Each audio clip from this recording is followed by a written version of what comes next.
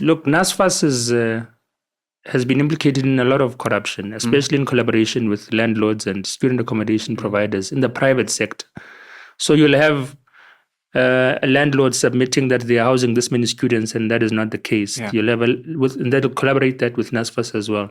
So they'll create ghost students, they'll create ghost employees, they'll create this phenomenon of non-existent people being utilized in order to extract money from NSFAS and state institutions is just a general crisis. And I'm aware of that. The private accommodation sector collaborates with people and elements within NSFAS to extort large amounts of money. The EFF, the Economic Freedom Fighters led by Julius Malema, is well known of deploying or promoting young, skilled, and innovative and well-educated young people to be in strategic position. You find the likes of Matlash Kwambana, the former president of EFF Student Command, well known now as Youth Command. We find Sitlelonzi, the current member of parliament, who is a former president of EFF Student Command, which is now known as the Youth Command. Currently, he is the convener of the EFF Youth Command. So apparently, recently, not apparently, forgive me, recently there was Sinawo Tambo, the young MP in the EFF Student Command, who was having an interview with the Penwell Black Pen on the Convo show. By the way, then I'm like, ANC, this guy, MK. I'm talking to him on WhatsApp. Then he's saying we're laundering money on this. I'm like, And I hadn't seen it here. I think a follow-up brought it up. I can imagine. No, I was asking questions, man. I was like, these things don't make sense. It wasn't just you guys, but you saw the one directed at you Of guys. MK, yeah. The MKP had one recently, I think. ANC always has these things. A seat for 50,000. And I'm like, where does this money come from? And it was a question. So I apologize if it came that way. No. Yeah. So I'm speaking to you personally, but there are many people behind you as well that may not understand. On their behalf as well, to just say that's not what I was trying to do. I was trying to ask a question and saying, hey, this might be money laundering. And I apologize if it was misconstrued. But even after you saying you're not interested, for the fact that you were willing to still listen to me, for the fact that you came today, I want to say thank you. And outside of me and you and social media, which can become a mess, for the passion that you have for South Africans, for the passion that you have, the story that you've told us, as a young guy, AUCT, with parents who are staunch ANC supporters, to still be passionate about where this country should be. Nothing in what you're saying is about, no, Bella Chief, not we must also be big in life. You're saying the people deserve better. And you found the EFF to be that vehicle and you've served. And you're speaking openly to us about many of the dynamics around trying to clarify some of the things we may not understand. I just want to say thank you.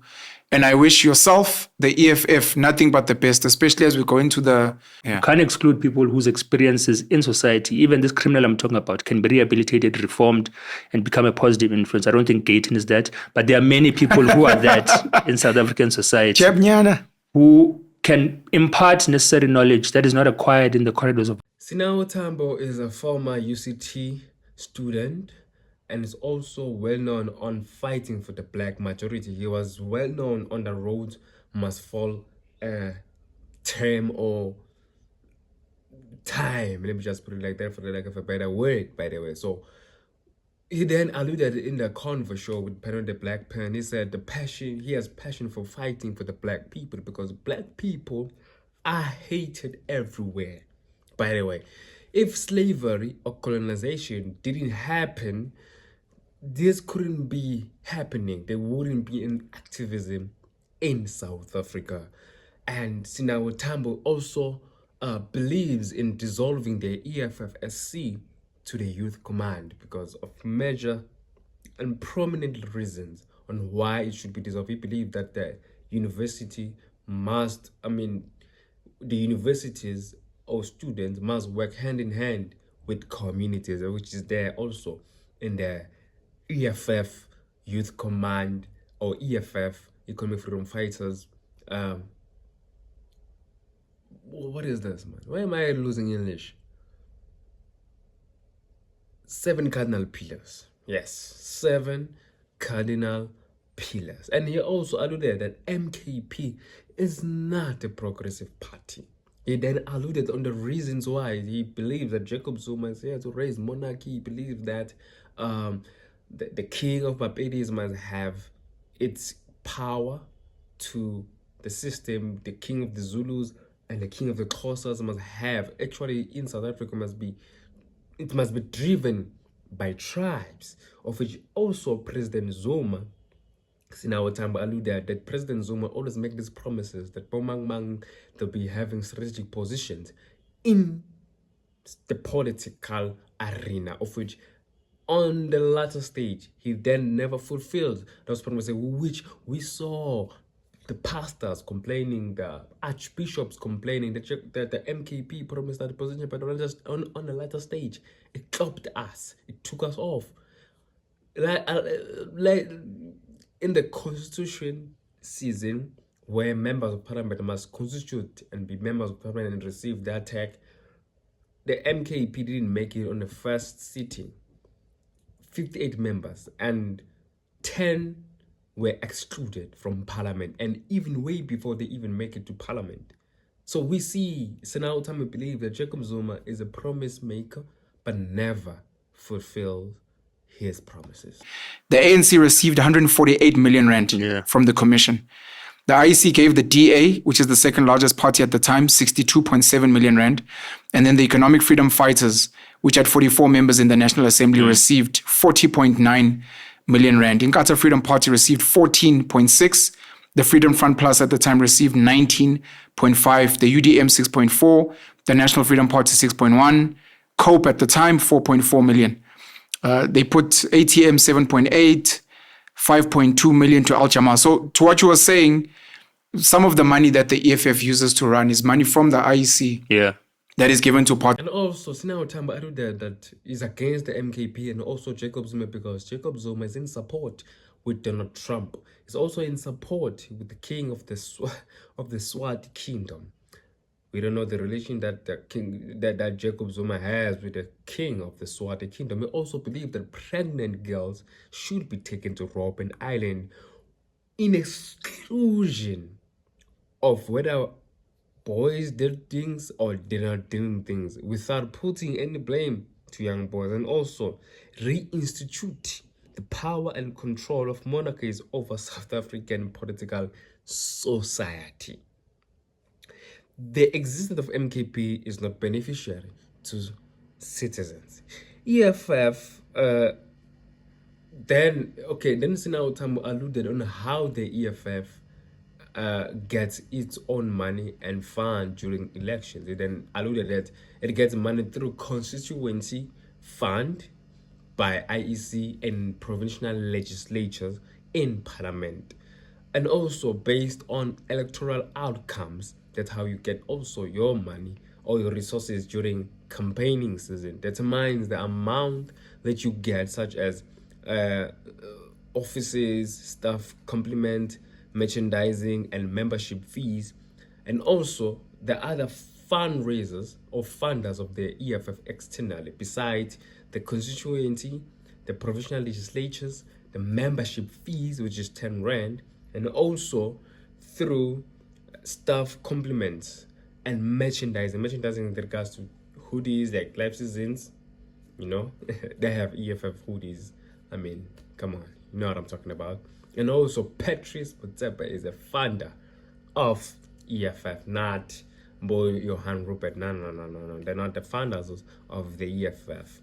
So EFF don't support the Expropriation Act at its current state. That's what's in our Tambo alluded, by the way, that the EFF is not in support of the expropriation of land expropriation without compensation on its current state, on how Ramaphosa articulated, because it doesn't speak to the marginalized, it doesn't speak to the oppressed, it doesn't speak to those who are suffering in today's world, the peasants, but that way it is no longer legal, the masses, like, if I may put it like that way. Our organization is more grounded. Another resolution which I think has been more ground shaking is the dissolution of the student command, which I was part and parcel of. The solution? Yeah, the student command is effectively dissolved. As of when? As of that conference, I mean, now Jeez. we're going into a meeting this weekend from the 31st of January to set up the guidelines to establish the EFF Youth Command. So the purpose of that is that the EFF Student Command is largely focused on student constituency, but not the broader youth. So in order to broaden our sphere of influence in the youth sector, which is the majority of the support base of the EFF, we're establishing a youth command. And that means that we must dissolve the EFF Student Command. And as you'd imagine, very close to my heart, but it's a necessary organizational redesign process. And then, of course, there's resolutions around different spheres of South Africa society, the economy, on land, on media and broadcasting, and all sorts of things of that nature. So those are going to be communicated more effectively because we're finalizing them this weekend. But there's many resolutions that we've taken. And then Penwell the Black Pen asked Sinawa Time about the three big boys, if I might put it for the lack of a better word, three big boys that the EFF believes in, of which is socialism, socialism, and communism. So now in South Africa we have three characteristics, which is capitalism, socialism, and communism. Then people ask the question, is South Africa guided by capitalism, socialism, and communism? And then Sinawa Tambo responded by saying South Africa is guided by capitalism, of which then he further alluded to in terms of policies. Policies, they don't create policies that speaks to the South Africans, such as less job opportunities, graduate, speaks to unemployment, that speaks to less salaries, that is minimum wages, So he then alluded, I quote, we don't create policy because we are worried about what will investors or how will they react. So in human, if South Africa creates its policies, then he fundamentally believes that it would be against the investors. The investor will not come to South Africa because of the policies that is made. So we make policies in such a way that it enables the investors to come and invest in South Africa. But we shouldn't be doing that. We shouldn't be worrying about investors because we can manufacture our own. By the way, South Africa doesn't manufacture even a toothpick. A toothpick. A plastic. It doesn't manufacture even a plastic. A hoodie. It's a lot. Then they also touch on the other few of the 7 cardinal pillars of the EFF that people believes is the one that drives the EFF members away from the economic freedom fighters, of which number 1 is land expropriation without compensation, and also the second one being the opening of borders, and lastly, if my area is nationalizations of banks and mines in state capacity. So number 1, the land expropriation suggests that there is no more private land ownership. Your land must be licensed. Your land must be licensed, and also the state must be in the custodianship of the land. So the people who will distribute the land is the state. And also the nationalization part, controlling of mining, banking sector. The control of mining and banking sector. I'll just simply put, listen to this. This illusion that we've got the youth behind us, but we've really got this exclusionary sector of the youth, which is in campuses. So we want to broaden our reach, and hence that decision. And as difficult as it may have been, it's quite necessary. Do you think the EFF Youth Command will be able to influence university? And he also touched on the border policy, of which that's what's driving a lot of people away, because the EFF is believed that is the one that will draw foreigners into this country. And mind you, South Africans believe that these foreigners are the ones that perpetrate rape, corruption, and so other negative things that are being drawn to South Africa are the ones that are being perpetrated by the foreigners, or let me just say foreign nationals. So now then they believe that the EFF is the one, but then there is no borders in South Africa. It's just borders around the map, but physically there are no borders. If you can go to Lesotho, if you can go to Zimbabwe, Mozambique, there's no border there. It's just a gate. Even Katie McKenzie once went there, and also he spoke about Katie, but it's not a problem. I just want to allude this. There's no borders in South Africa. It's just the mindset. So now, there is no individual that would come into South Africa without being documented. So there must be documentaries of individuals so that we can know who's inside the country. If we not document anyone that is coming from outside, then if that particular person is committing crime, we wouldn't be able to track that person. But if that person is documented, we're able to track that person down. Whether at the same time or not, our policies, but it's fine. I'm just passing by just to give you a brief update on the panel, on the Convo show with Penwell the Black Pen. Having conversation is in our time, one of the members of Parliament in the NCOP and members of the Economic Freedom Fighters that is led by the Commander-in-Chief, Julius. Because they made that episode on the 30th of January, of which Ndlozi didn't leave. He was still part of the EFF. He only just resigned from Parliament. So he then alluded that Ndlozi is still EFF and will always remain the EFF without having a giraffe look.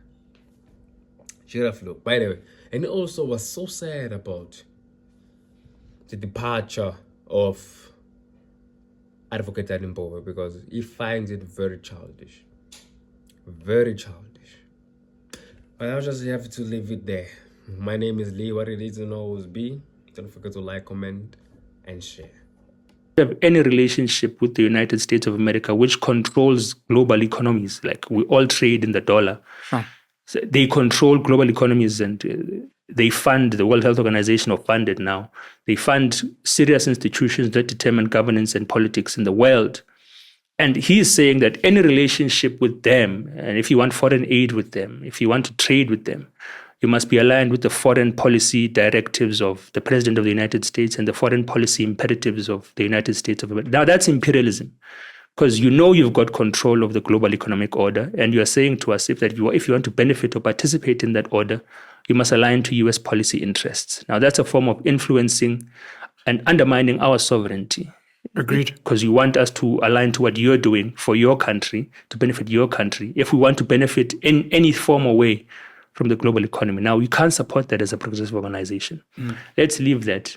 He says pregnant young girls must be sent to Robben Island without putting any blame on the young boys. We don't know what's going to happen to them. Who was this? Jacob Zuma, yeah. Pregnant young girls must all be sent to Robben Island for